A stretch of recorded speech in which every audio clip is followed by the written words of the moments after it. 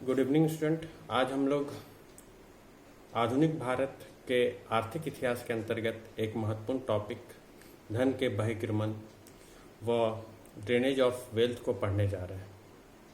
धन के बहिर्गमन के लिए अनेक शब्दों का उपयोग किया गया है, जैसे धन की निकासी व संपत्ति का पलायन इत्यादि। यदि हम धन के बहिर्गमन का अर्थ को देखते हैं तो धन के बहिर्गमन का शुरुआत यूरोपीय संदर्भ में अगर हम देखते हैं तो हमें यह ज्ञात होता है कि यह यूरोप में वाणिज्यवादी सोच के क्रम में विकसित हुई, जिसका अर्थ है किसी देश में ऐसे प्रतिकूल व्यापारिक संतुलन कायम करना जिससे उस देश का कीमती धातु का निष्कासन होता रहे। चूँकि हम जानते हैं कि वाणिज्यवादी व्यवस्था के अंतर्गत बुलियनवाद पर बल देता था, जिसमें सभी देश कीमती धातु अर्थात सोने व चांदी के संचय पर अधिक बल देते थे। यदि हम भारत के संदर्भ में धन के बहिर्गमन को देखते हैं तो इसका तात्पर्य है आयात की तुलना में निर्यात को अधिक कर भारत से अतिरिक्त रकम को बाहर भेजना। धन के बहिर्गमन के सिद्धांत को सर्वप्रथम दादा भाई नौरोजी जैसे राष्ट्रवादी चिंतक ने प्रतिपादित किया। लंदन में ईस्ट इंडिया एसोसिएशन की एक बैठक में दादा भाई नौरोजी ने एक लेख इंग्लैंड ट्रेड टू इंडिया में धन के बहिर्गमन के सिद्धांत को प्रतिपादित किया। उनका कहना था कि ब्रिटेन भारत से अपने शासन की कीमत के रूप में भारत से धन ऐंठ रहा है और यहाँ से अर्जित राजस्व अर्थात भू राजस्व का एक बहुत बड़ा भाग, लगभग 1/4 भाग ब्रिटेन चला जा रहा है तथा वह ब्रिटेन के संसाधनों में शामिल किया जा रहा है। दादा भाई नौरोजी द्वारा लिखे गए अन्य लेख जैसे property under British rule in India, the wonder and means of India, on the commerce of India द्वारा लगातार भारत से धन की संपदा का निष्कासन को लोगों के समक्ष उजागर किया गया। एक और राष्ट्रवादी चिंतक रमेश चंद्र ने अपनी पुस्तक इकोनॉमिक हिस्ट्री ऑफ इंडिया में यह मत प्रतिपादित किया कि सकल राजस्व का लगभग आधा भाग प्रतिवर्ष भारत से बाहर चला जाता है। उन्होंने कहा कि भारत की धन संपदा निश्चित रूप से विदेशी भूमि को संपन्न व उपजाऊ बना रही है। रमेश चंद्र ने धन के बहिर्गमन के दुष्प्रभावों को नादिर शाह जैसे आक्रमणकारी के आक्रमण से भी अधिक घातक बताया है। उनका मानना था कि विदेशी आक्रमणकारी आए व भारत को लूट कर चले गए, किंतु ब्रिटिश भारत की सत्ता का ही अंग बनकर एक लंबे समय तक भारत के संसाधनों का अनवरत शोषण व निष्कासन करते रहे। यदि हम धन के निकासी का उद्भव को देखते हैं तो हमें यह ज्ञात होता है कि आरंभ में कंपनी एक व्यापारिक कंपनी के रूप में भारत आई तथा व्यापार के संचालन के लिए ईस्ट इंडिया कंपनी को बड़ी मात्रा से ब्रिटेन से कीमती धातु लानी होती थी, क्योंकि हमें पता है कि भारत इस समय एक आत्मनिर्भर अर्थव्यवस्था था तथा भारत अपनी वस्तु को देने के लिए केवल कीमती धातु ही लेता था। अतः भारत से व्यापार व भारत से वस्तु खरीदने हेतु ब्रिटेन को बहुत बड़ी मात्रा में कीमती धातु, जिसके अंतर्गत चांदी के सिक्के शामिल थे भारत को देना होता था। इस नीति का ब्रिटिश सरकार द्वारा निरंतर विरोध किया जा रहा था, किंतु पलासी तथा बक्सर के युद्ध के पश्चात यह स्थिति विपरीत हो गई। बक्सर के युद्ध के पश्चात कंपनी एक राजनीतिक शक्ति के रूप में स्थापित हो गई तथा कंपनी को बंगाल की दीवानी प्राप्त हुई। अतः कंपनी ने बंगाल से प्राप्त राजस्व का एक बहुत बड़ा भाग तथा बंगाल की लूट से प्राप्त धन को भारतीय वस्तु की खरीद में निवेश करने लगी। अर्थात कंपनी ने अपने राजस्व खाता को व्यापारिक खाते के साथ जोड़ दिया। यहीं से धन का निकासी आरंभ हो गया। दूसरे शब्द में अब रकम व वस्तु भी भारत की थी तथा उस वस्तु को भारत से बाहर निर्यात किया जाता था तथा यूरोप में बड़े मुनाफे में बेचा जाता था तथा जो मुनाफा प्राप्त होता था वह भारत को प्राप्त न होकर कंपनी के शेयरधारकों को मिलता था। अब हम धन के निकासी के तत्व को देखते हैं तो हमें धन के निकासी व धन के बहिर्गमन के दो तत्व देखने को मिलते हैं। पहला कंपनी काल के समय के तत्व और दूसरा कंपनी के शासन काल के समाप्ति अर्थात क्राउन के शासन काल के समय के तत्व के रूप में। यदि हम कंपनी के शासन काल के तत्व को स्पष्ट करते हैं तो इसमें कई तत्व हैं जो धन के बहिर्गमन जिनके माध्यम से धन का बहिर्गमन भारत से इंग्लैंड की ओर किया जा रहा था। जैसे इस समय भारतीय धन से ही भारतीय तैयार माल को खरीदा जाता था तथा उसे यूरोपीय बाजारों में बेचा जाता था, किंतु यह व्यवस्था 1813 तक बनी रही। 1813 के पश्चात भारतीय दरवाजा ब्रिटिश औद्योगिक वस्तुओं के लिए खोल दिया गया तथा इस चरण में भारत तैयार माल का आयातक व कच्चे माल का निर्यातक बन गया। दूसरी व्यवस्था के अंतर्गत भारतीय धन से ही कंपनी के सैन्य अधिकारियों के वेतन, पेंशन, अवकाश भत्ता दिया जाता था। जैसे कि हमें मालूम है कि ब्रिटिश सैन्य अधिकारियों का वेतन बहुत ही ज़्यादा होता था, अतः वह अपने वेतन का एक बहुत बड़ा भाग बचाकर इंग्लैंड भेज देते थे। यदि हम तीसरे तत्व को देखते हैं तो इसके अंतर्गत हमें यह देखने को मिलता है कि कंपनी ने अपने क्षेत्रीय विजय व क्षेत्रीय विस्तार व लोलुपता के लिए जो युद्ध जैसे अफगान युद्ध व वर्मा युद्ध किए, वह उसका जो व्यय किया जाता था अर्थात युद्ध में जो खर्च किया जाता था वह भारतीय धन से ही किया जाता था।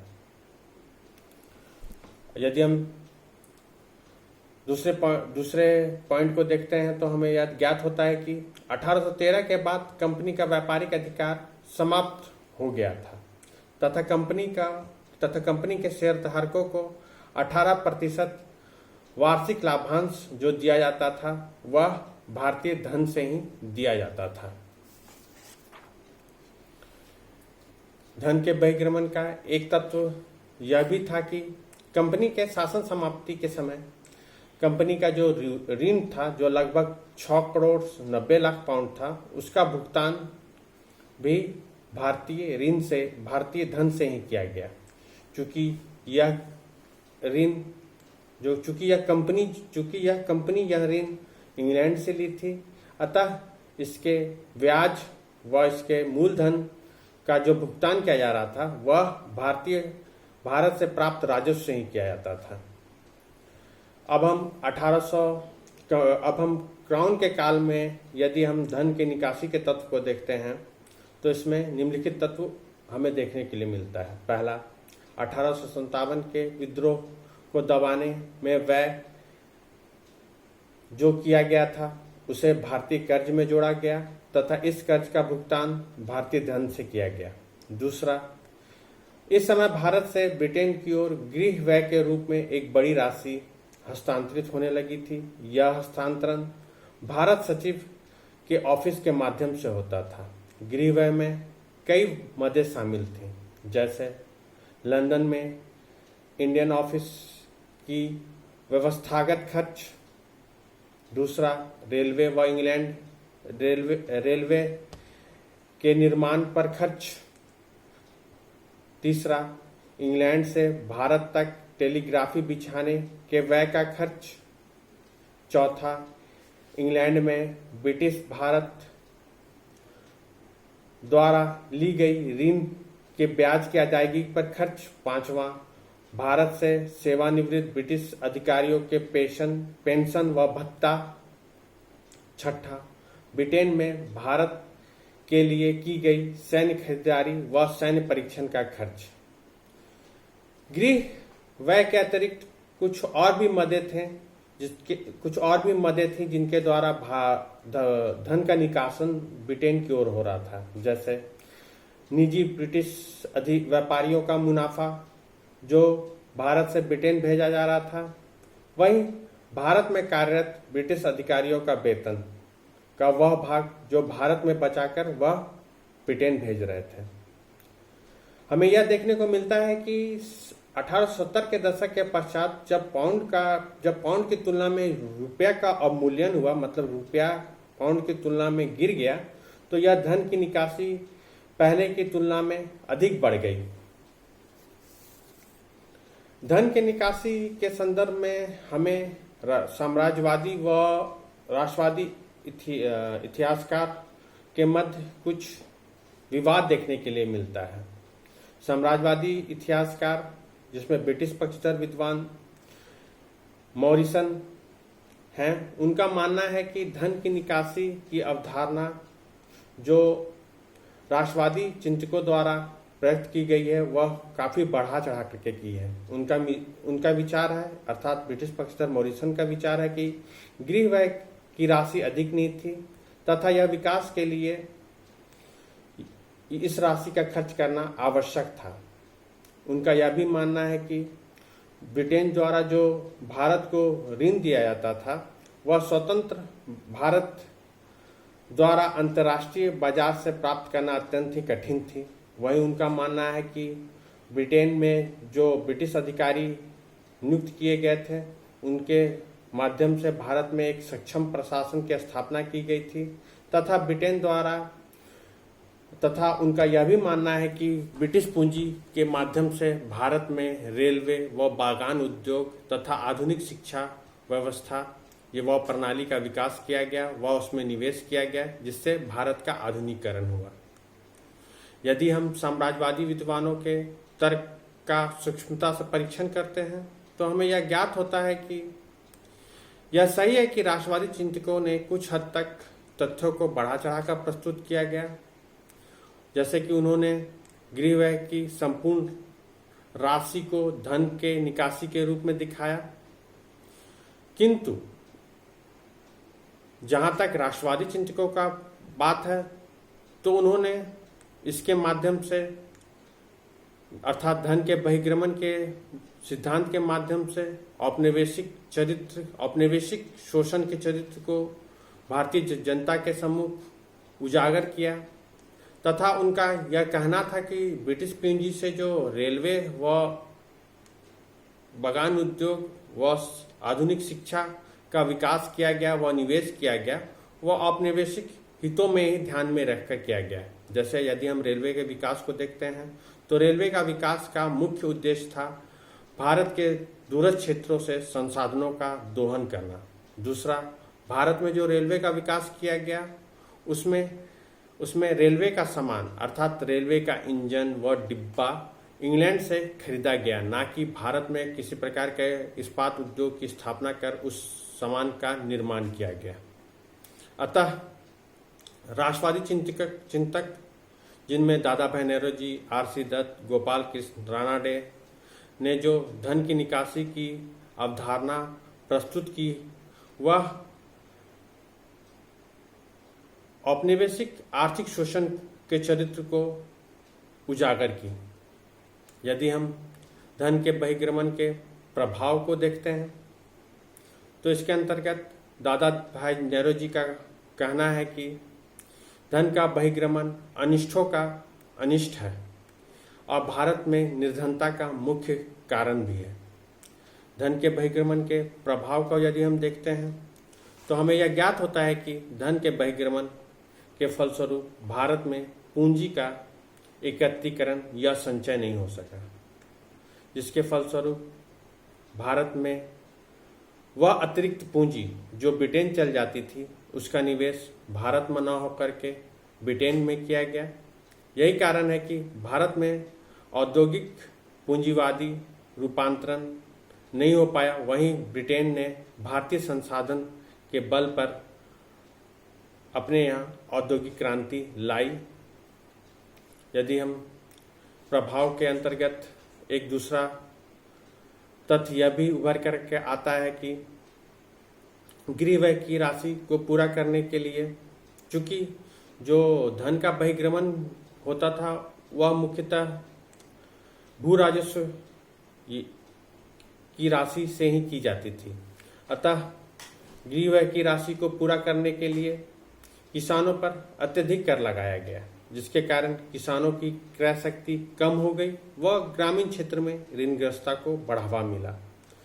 प्रभावों के अंतर्गत हम यह भी देखने को मिलता है कि जब कंपनी को बंगाल की दीवानी प्राप्त हुई तो उसके पश्चात बंगाल से प्राप्त राजस्व से भारतीय वस्तु को खरीदना प्रारंभ किया गया, जिस कारण हमें यह देखने को मिलता है कि 1770 के दशक के पश्चात भारत में चांदी की मुद्रा में कमी आने लगी, क्योंकि अब ब्रिटेन से मुद्रा का कीमती धातु का भारत में आना बंद हो गया।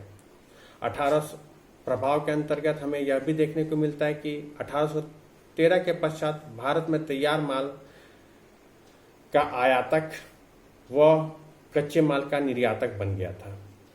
अतः इस काल में धन का बहिर्गमन को बढ़ावा देने के लिए कुटीर उद्योग तथा हस्तशिल्प उद्योग को हानि पहुंचाई गई, जिससे भारत में औद्योगिक बेरोजगारों की संख्या में वृद्धि हुई तथा कृषि क्षेत्र में कार्यशील जनसंख्या का भार काफी बढ़ गया। इस प्रकार हम देखते हैं कि धन के बहिर्गमन के माध्यम से राष्ट्रवादी चिंतकों ने औपनिवेशिक शोषण को उजागर किया व राष्ट्रीय राजनीतिक स्वतंत्रता प्राप्ति से पूर्व ही राष्ट्रीय स्वतंत्रता प्राप्ति हेतु लोग जन जागरूक हुए तथा जनमानस के मध्य यह बात पहुंच गई कि स्वतंत्रता प्राप्त किए बिना धन की निकासी को बंद नहीं किया जा सकता है।